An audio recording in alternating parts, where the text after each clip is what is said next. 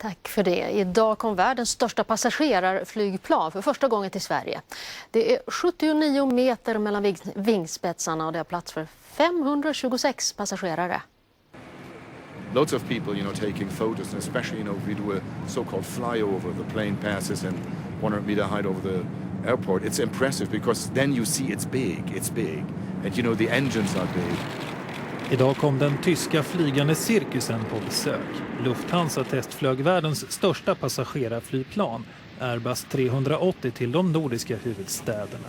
Och i Köpenhamn blev det rena folkfesten då man landade i morse med 4 000 åskådare.